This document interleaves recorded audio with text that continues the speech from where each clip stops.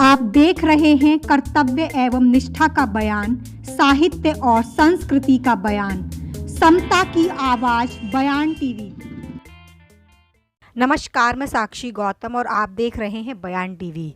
अनुसूचित जाति जनजाति टीचर्स एसोसिएशन के द्वारा कॉन्स्टिट्यूशन क्लब नई दिल्ली में महात्मा ज्योतिराव फूले शिक्षक रत्न अवार्ड 2023 दिल्ली के प्रतिभाशाली अध्यापकों को दिया गया।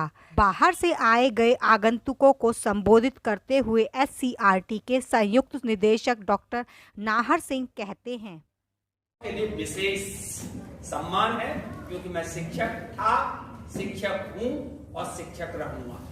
शिक्षक मरता नहीं है क्योंकि जिस दिन मेरे शिक्षक के मन में ये भाव आ जाए, मेरे बच्चे मेरा अध्यापक। आप किसी भी मंच पर सुनिए, त्यागराज जैसे उसमें बहुत सारे कार्यक्रम होते हैं, मेरा हमेशा एक ही मत होता है, मेरे शिक्षक और मेरे बच्चे। जिस दिन हर टीचर 40 बच्चों का पिता बनेगा या मां बनेगी, उस दिन बात अलग हो। आजकल तो अपने दो नहीं समझ ले। हाँ, जिनके पास है उनकी बात कर रहा हूं, दो नहीं समझ ले तो भैया 40 क्या संभालो। काम पर जाने से पहले अपने को पहले बैलेंस्ड और अपने को फिट माने, तभी तो आप काम करेंगे। आपके सामने दो प्रश्न है, अगर मेरे को गलत साबित कर दें तो मैं रिजाइन कर दूं और बोलो। आप में से जो हमारे शिक्षक साथी हैं, मैं डायरेक्टरेट को भी देखता हूं और म्युनिसिपल कॉर्पोरेशन के स्कूल्स में भी अपने साथियों से मिलता हूं। आप अपने यहां पर कारपेंटर बुलाइए, दरवाजा बनवाने के लिए, खिड़की बनवाने के लिए। वो आपसे कभी औजार मांगता है? नहीं मांगता। अपनी बोरी साथ लाता है। डॉक्टर के पास जाइए, क्या हम अपने पास से दवाइयां ले जाते हैं थैले में भर के, डॉक्टर साहब छांट लो या मुझे दे दो? नहीं, वो विधिवत रूप से उसके पास हर इंस्ट्रूमेंट है। लेकिन मेरा टीचर खाली हाथ जाएगा जैसे जन्माष्टमी में जाऊं, लगता ही नहीं कि किताब हाथ में है, चाहे महिलाएं या पुरुष है। शिक्षक तब लगता है जब उसके हाथ में 4 किताब है, जब उसने खरीदी। आप देखिए, डॉक्टर MBBS करने के बाद सबसे पहले अगर अपना क्लिनिक खोलना होगा तो पहले इंस्ट्रूमेंट खरीदता है। दोस्तों, जिस दिन मेरी DSSB क्लियर होने के बाद मैं टीचर लगता हूं और जो भी क्लास आवंटित हो आपको, आप सबसे पहले किताब खरीदिए एक सेट। ये नहीं कि फ्री टेक्स्ट बुक है, सब फ्री है, मैं उनमें से एक रख लूं। अबे मेरे पे एहसान कर रहा है। 60,000 रुपए सरकार वेतन देती है, तो क्या हम 200 रुपए का एक बोली खरीद सकते हैं सेट? अगर आपके पास अपना सेट है तो आप उसको जो है बुकमार्क कर सकते हैं, अगले दिन पढ़ाने के लिए घर से पढ़ के जा सकते हैं या अच्छा काम कर सकते हैं। और जिस दिन मेरा टीचर ये काम करने लगेगा, गारंटी देता हूं कि आपके अपने बच्चों के लिए उतनी कोशिश नहीं करनी पड़ेगी आपको। हम दूसरों अपने भी नहीं बन पा रहे, बहुत कम लोग हैं। मैंने बहुत सारे साथियों से बात करता हूं, बच्चे क्या कर रहे हैं, जिनके कर रहे हैं वो बाहर चले गए। कहां है? कनाडा में है। दूसरा कहां है? वो ऑस्ट्रेलिया में। तो मैंने कहा, तुम क्या भुट्टे भून रहे हो? तुमने क्या सिखाया उनको? वैल्यूज तो सिखाई नहीं। मैं कहता हूं कम खा लो, आधी रोटी कम खाएंगे, लेकिन बच्चों के साथ रहेंगे या बच्चे हमारे साथ। ये होना चाहिए। ऐसी पढ़ाई कोई काम की नहीं जो बाहर भेजती हो कि मेरा शिक्षक आज जो है पढ़ाने के अलावा सारे काम करता है। क्या BLO की ड्यूटी, क्या फलाने की ड्यूटी, क्या ढेके की ड्यूटी। और इसीलिए हम बच्चे देखिए, मेरे स्कूल चाहे कितने भी बढ़िया चल रहे हैं, निगम में आज मैं निगम में अध्यापक रहा हूं, इसलिए आई फील प्राउड कि मैं निगम का अध्यापक था। आज मैं तो मन बताऊं, आज ये कुर्सियां तो आज है, तनख्वाह भी आज है। जो खुशी 1600-1700 रुपए 1986 में मिलती थी ना, उसमें जो मजा था वो आज 3 लाख में नहीं है। और मैं ऐसे अध्यापक हैं, जितना विजिट डायरेक्टरेट ऑफ एजुकेशन के स्कूल्स में मैं करता हूं, अपने शिक्षक साथियों से बात करता हूं। शिक्षक कभी भी विषय पर चर्चा करते हुए मुझे स्कूल में नहीं मिला। परवरिश ही नॉन एसी में हुई है। नेचुरल स्कूल था, बरगद का पेड़, गांव के 100 के करीब बच्चे अपनी टाट पट्टी अपने कंधे पर, और हमारे मास्टर जी की चबूतरी हमने ही बनाई थी, और 2 बोरियां बिछा करके उन्हें ऊंचा करके बिठाते थे सम्मान के लिए। लेकिन पहले जो टीचर होते थे उनकी ऑनर सिर्फ अपने बच्चे के प्रति होती थी, जो स्कूल के विद्यार्थी। आजकल हमारी ऑनेस्टी उनमें नहीं है, हमारी ऑनेस्टी हमारे ऑफिसर्स में ज्यादा है। मैं कहता हूं उनके चक्कर क्यों लगा रहे हो, फेरे डालोगे उनके संग। अपना काम करिए स्कूल में ईमानदारी के साथ। आपके बच्चे, मैं एक और बात बता दूं कि आप लोगों की वजह से मुझे मिशन बुनियाद जैसे कार्यक्रम दिल्ली में चलाने पड़ते हैं। मुझे ऐसा लगता है कि हमारे कनेक्ट में कहीं ना कहीं कमी है। हमें उनके पेरेंट्स से बात करनी चाहिए, अपने शिक्षक साथियों से बात करनी चाहिए, बच्चों से बात करनी चाहिए, सब लोगों से मिलकर के बात करनी चाहिए। और आजकल मैं ब्रिजिंग का ही काम कर रहा हूं, और बहुत जल्दी 15 तारीख को मैं एमसीडी के सभी प्रिंसिपल से भी मिल रहा हूं, डायरेक्टरेट ऑफ एजुकेशन के प्रिंसिपल से मिल रहा हूं, और टीचर से भी मिलेंगे हम बहुत जल्दी। और मेरा सबसे हाथ जोड़ करके विनती ये होगी कि हम थोड़ा सा राजनीति से दूर रह करके, क्योंकि शिक्षा में राजनीति और धर्म की कोई जगह नहीं होनी चाहिए। हम लोग काम करें। एक मैं कह रहा हूं कि अगर तुम 40 में से अगर 30 बच्चे भी अगर सक्सेस कर दिए ना तुमने क्लास में से, जिंदगी भर याद रखते हैं। मैं आज भी अपने प्राइमरी के टीचर्स के बारे में बता सकता हूं। मैं पिछले दिनों एक कमेटी है रिक्रूटमेंट रूल्स की डायरेक्टरेट में, तो वहां पर बहुत सारे बच्चे अपने वेरिफिकेशन के लिए आए थे जो DSSS क्वालिफाई करके आ रहे हैं। एक बच्चे से मैंने कहा एप्लीकेशन लिखो, वो फार्म दे करके मुझे पकड़ा के कभी आया, लौटा ही नहीं आज तक। पता नहीं DSSS ने कैसे क्लियर कर लिया उसने। आप एप्लीकेशन लिखवा लीजिए और पुराने लोगों से लिखवा लीजिए। आंख बंद करके लिख देगा एप्लीकेशन, आंख बंद करके। हम क्या कैसे टीचर बना रहे हैं। अब नॉन अटेंडिंग आप देख लो, आप मेरठ रोड पर चले जाओ, आप हापुड़ रोड पर चले जाओ, आप जो है मथुरा रोड पर चले जाओ, अलीगढ़ वाले रोड पर चला, इंस्टीट्यूट की भरमार।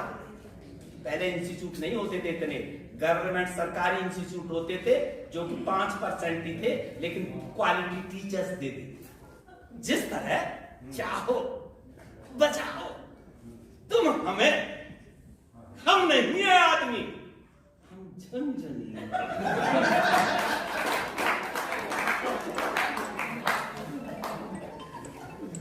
दोस्तों, हमें झुंझुना नहीं बनना किसी का भी, हमें आदमी बनना है, हमें अच्छा मानव बनना है। जिस काम के लिए सरकार मुझे वेतन देती है मैं वो काम कर। अब देख लो, कसम खा लो, अब जो बात कर रहे हैं ना, मैं ये कह रहा हूं कि हमारे सरकारी विद्यालय में पढ़ने वाले लगभग 60 से 70% के बीच में या तो दलित के बच्चे होंगे या पिछड़ा वर्ग के बच्चे होंगे, ये गारंटी है। जिसके पास 4 पैसे वो अपने बच्चे को, चाहे को गली मोहल्ले का पब्लिक स्कूल हो या सो कॉल्ड पब्लिक स्कूल हो या और अच्छा स्कूल हो, वहां प्रेफर करते हैं। हमने तो एक बार ये भी कहा, बल्कि मुझे सो कॉल्ड नोटिस मिल गया था, विज्ञान भवन में कार्यक्रम था, मैंने कहा था कि एजुकेशन हमेशा अंडर वन रूफ होनी चाहिए पूरे देश में। वहां पर गरीब का भी बच्चा पढ़े, वहां पर अमीर का भी पढ़े, फिर ये जो गैप है वो पैदा ही नहीं हो सकता। भूटान में मैं गया था अभी पिछले दिनों, भूटान में प्राइवेट नाम स्कूल की कोई चीज ही नहीं है। मैं फिनलैंड गया हूं, फिनलैंड में कोई प्राइवेट स्कूल नहीं है, सारे सरकारी स्कूल है। तो मेरे देश में क्यों नहीं? हमारे यहाँ तो सरकारी स्कूलों में भी सरकारी स्कूल है। देख लीजिए आप, दिल्ली सरकार के स्कूलों में स्कूल ऑफ एक्सीलेंस, RPVB राजकीय प्रतिभा विकास विद्यालय, फिर उसके बाद सर्वोदय विद्यालय, फिर नॉर्मल स्कूल, ऐसे ही MCD में ये प्रतिभा है, ये देसी है, ये फलाना है। तो भैया इतने सारे वैरायटी, अरे बच्चा एक ही है, बच्चा वही है, बच्चा मेरा ही आ रहा है ना। तो हम सारे स्कूलों की जो क्वालिटी है वो स्कूल ऑफ एक्सीलेंस के बराबर क्यों नहीं कर देते? अपने आप बात बन जाए। लेकिन सबसे बढ़िया बात तो ये है कि स्कूलों के दीवारों के रंग बदलने से स्कूल नहीं बदलते, टीचर के बदलने से किसी स्कूल बदलता है। जब तक टीचर नहीं बदलेगा आप स्मार्ट हो जाइए। हमारे तो बहुत सारे साथी लगे ही ना टीचर हैं कि आप अपने को स्मार्ट क्यों नहीं बनाते। सबसे पहले तो बधाई उन लोगों को जो आज सम्मानित हुए, और दूसरा ये कि हमें कसम खानी चाहिए कि हम ईमानदारी के साथ अपने मूल वेतन का या जो वेतन मिलता है उसका कम से कम 80-90% काम करेंगे। हम बिना काम के जो वेतन या वैसे ही हम उसका जो है तिरस्कृत और बहिष्कार करने की एक शपथ ले। लगभग 7 साल जो है बहन जो है हमारी गीता जी भी प्रिंसिपल रही उसमें, तो 43,000 महिलाएं बालिकाएं जो है नाज़िम जी उसमें जो है दिल्ली की बालिकाएं हैं, और सबसे ज्यादा 70 और 80% जो है वो दलित समाज की, बहुजन समाज की है। लेकिन जब उनके सामने सवाल जाते हैं, ये जवाब वो होता है कि क्या सावित्रीबाई फुले को आप जानते हैं? नहीं। क्यों? क्योंकि उनको इसलिए नहीं पता है, जब आप उनको पढ़ाएंगे नहीं, बताएंगे नहीं, इस तरह का मंच आप उनको नहीं देंगे तो कहां से हमारे युवा पीढ़ी तैयार होगी। आज इस सभागार में उपस्थित सभी मेहमान, मैं आप लोगों का हृदय से आभारी हूँ और स्वागत करता हूँ कि आप लोग आए, और सभी को मेरा जय भीम, नमो बुद्धाय। आज जो कि महात्मा ज्योतिबा फुले का हम जन्मदिन यहाँ पर मना रहे हैं, मेरे को बोला गया कि हम अपनी एसोसिएशन का यहाँ से उसके बारे में जानकारी दें, वो तो आपको मिलती रहेगी, और मैं थोड़े शब्दों में जब इनकी जीवनी, क्योंकि मेरे सामने मेरे गुरुजी बैठे हैं डॉक्टर रूपचंद गौतम जी, उन्होंने मुझे शॉर्ट हैंड पढ़ाया है। जब उनकी जीवनी के बारे में हम पढ़ते हैं, जब अंदर तक आप पढ़ोगे उसको तो लगेगा कि उस युग में, उस समय में उन्होंने नारी महिलाओं के लिए जो कार्य किया, मजदूरों के लिए जो कार्य किया, किसानों के लिए जो कार्य किया, वो आज के जमाने में अभी तक कोई नहीं कर सकता। दिन में कमाते थे, मजदूरों के मजदूरी भी उनके साथ मजदूर रहते थे, जो मैं मोटी मोटी सी आपको कहानी बता रहा हूँ। और जिस समय वो उन लोगों के बारे में सोचते थे, अपनी पत्नी के उन्होंने पढ़ा, एक ट्रेन टीचर जो आप कहेंगे पहली महिला शिक्षिका, वो उनकी पत्नी थी। और उन्होंने, जब मैं उनके जीवनी के बारे में पढ़ रहा था, मेरे को सच, क्योंकि मैं उस परिवार से आता हूँ कि दिन में वो मजदूरी करते थे, जब उनके बारे में वो सोचता था कि ये मेरे समाज के लोग हैं, गरीब हैं, वो दिन में मजदूरी करते थे, रात को उनके लिए वो स्कूल चलाता था। एक घर बनाने के लिए हमें सोचना पड़ता है। उन्होंने पहला स्कूल खोला उन लोगों के लिए जिनको कोई नहीं पूछता था। नारी शिक्षा, उस समय में उनको घर से बाहर निकाल दिया गया, उनके पापा ने बाहर निकाला, वो दुख भी उन्होंने झेला। बाहर जाके उन्होंने समाज के लिए, सोशल समाज के लिए वो बीड़ा उठाया कि आज के युग में किसानों के लिए, मजदूरों के लिए और महिलाओं के लिए जो कार्य किया है महात्मा ज्योतिबा फुले ने, वो सच में मैं उनका दिल से बहुत आदर करता हूं, और आप सभी भी करते होंगे सच में कि ऐसे मानव हो। उस समय में इनके बारे में जब आप डीपली पढ़ेंगे तो बहुत कुछ मिलेगा समाज को उन्होंने दिया है। उस समय में वैज्ञानिक दृष्टि रखते हुए उस समय में उन्होंने वो कार्य किए कि बाबा साहब उनके बाद में आते हैं कि उन्होंने कहा बाबा साहब के बारे में, तो बाबा साहब तो हमारे मसीहा हैं कि जो आज हम यहाँ पर खड़े हैं, दिल्ली में आगे हैं।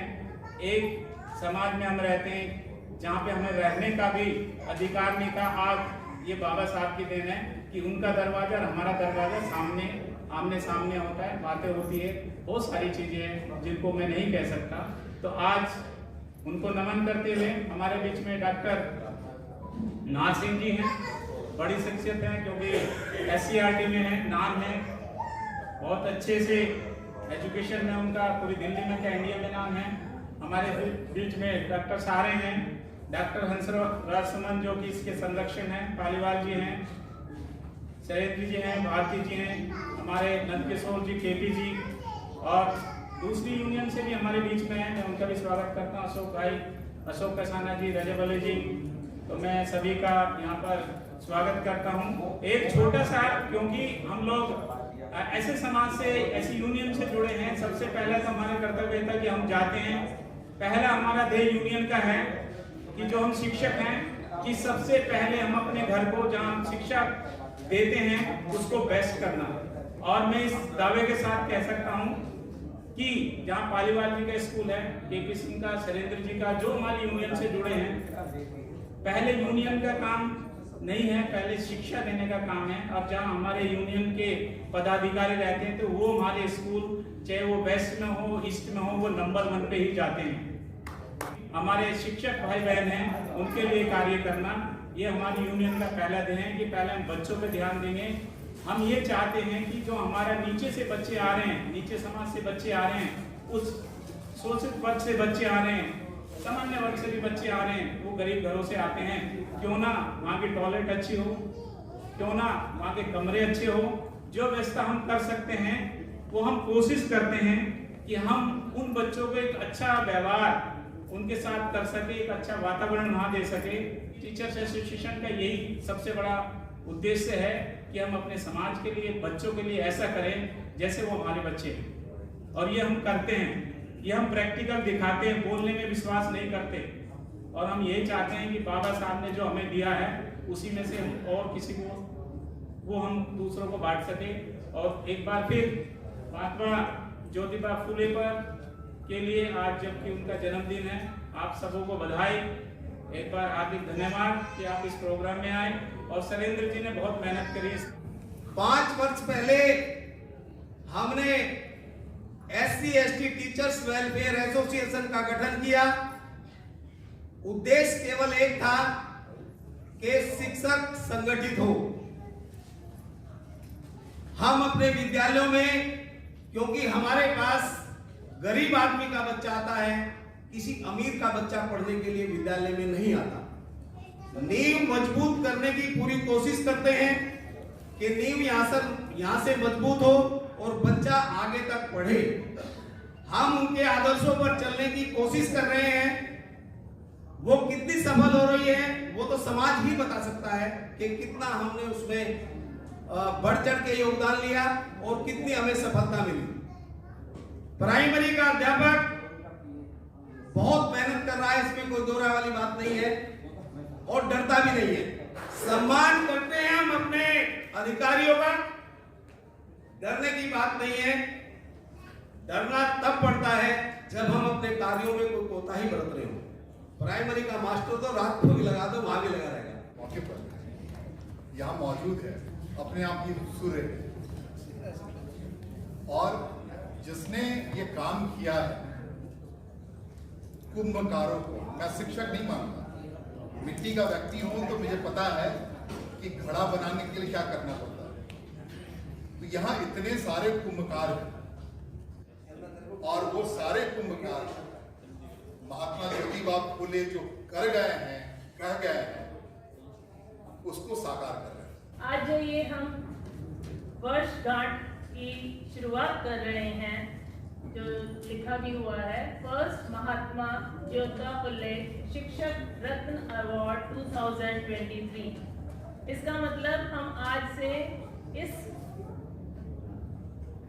जन्म उत्सव को हर साल मनाने की प्रतिज्ञा कर रहे हैं। ये हमारा बहुत बड़ा सौभाग्य है कि हम लोग शिक्षक, शिक्षिकाएं, शिक्षक समाज को सम्मानित कर रहे हैं और आगे बढ़ा रहे हैं। अभी जैसे भाई साहब ने बताया कि ज्ञान के बिना कुछ भी नहीं है, और जितने भी सम्मानित शिक्षक, शिक्षिकाएं अलग अलग श्रेणियों से, प्राइमरी से, सेकेंडरी से, सीनियर सेकेंडरी से और यूनिवर्सिटी से सम्मानित इस कार्यक्रम में उपस्थित हैं, उन सबको हृदय की गहराइयों से बहुत बहुत अभिनंदन, अभिवादन और शुभकामनाएं। महात्मा जी ने कहा था, मति विद्या विना मति गई, मति विना गति गई, गति विना अर्थ गया, अर्थ गए और अर्थ बिना वो सर्वनाश हुआ। तो इस तरह का जो एक अनर्थ एक विद्या ने किया, यदि उस वक्त भी उन्होंने इस विद्या का जो या शिक्षा का महत्व उन्होंने समझा था और उन्होंने ये समझकर पहला काम जो किया वो अपनी पत्नी जो उस वक्त इतनी शिक्षित नहीं थी उनको शिक्षित किया। और उनको शिक्षित करने से आप देखिए कि महिला की शिक्षा पर सरकार बहुत बातें करती है, लेकिन अभी भी गांव में जाकर देखें आप तो हमें पता चलेगा कि कितना ड्रॉप आउट्स होता है। यहाँ दिल्ली में की स्थिति अलग है, वहाँ तो पेरेंट्स जो है अपने जो लड़कियों को स्कूल में भेजना ही पसंद नहीं करते। तो ऐसे वक्त में उन्होंने जब महिलाओं को शिक्षा का अधिकार नहीं था, महिलाओं को एक बात छोड़िए, जो SC ST की जो दलित थे या उस वक्त उनको शूद्र कहते थे, उनको भी शिक्षा का अधिकार नहीं था। आज जो हम जिस स्थिति में भी है, हमने भी उन्हीं कांटों से चलकर ही यहाँ तक पहुंचे, ऐसा कहना अतिशयोक्ति नहीं होगा। कई बार हमें जो फीस के पैसे भी बड़ी मुश्किल से हमारे जो पेरेंट्स ने जुटा करके हमें आगे बढ़ाया होगा, आज उनको भी मैं याद करता हूँ। तो इस तरह की परिस्थिति में जब हम आगे बढ़े हैं और हम एक बहुत अच्छा काम किया है कि हम शिक्षक बने हैं, समाज को सुधारने की जो हमें जो ताकत है, तो उसमें हमारे जो बच्चे हैं किसी भी कारण यदि वो पीछे रह जाते हैं तो हमारा ये कर्तव्य बनता है, शिक्षक का कर्तव्य बनता है कि उनको आगे लाए। उसके लिए हमें एक्स्ट्रा रेमेडियल क्लासेस और तरह की भी सुविधा उनको देनी पड़ी, वो दे। वैसे ही जो कॉम्पिटिटिव एग्जाम में हमारे बच्चे पिछड़ जाते हैं और जो अधिकारी या उच्च स्थान पर जाने से वंचित रह जाते हैं, उनके लिए भी हमें जो रेमेडियल क्लासेस या इस तरह के क्लासेस चलानी चाहिए। तो हम जो रेगुलर शिक्षा दे रहे हैं उसके अलावा भी बहुत सारे काम करके हमें समाज को आगे बढ़ाना चाहिए और इसके लिए हमें जो भी हम कर सकते हैं वो करना चाहिए। इसके साथ ही मैं आप सभी को आज इस प्रोग्राम में आने के लिए साधुवाद देकर के अपने शब्दों को विराम देता हूं। जो शिक्षा जगत में, जैसा मैं पहले बता रहा था कि दिल्ली नगर निगम ही नहीं बल्कि दिल्ली सरकार और भारत सरकार के अनेकानेक प्रोजेक्टों में जब किताब का पहला पेज खुलता है या किसी कमेटी का गठन हो रहा होता है और विद्वान लोगों की अगर टीम का निर्माण अपेक्षित होता है तो वहां डॉक्टर नाहर सिंह जी का नाम पूरे जयघोष और विश्वास के साथ दिया जाता है।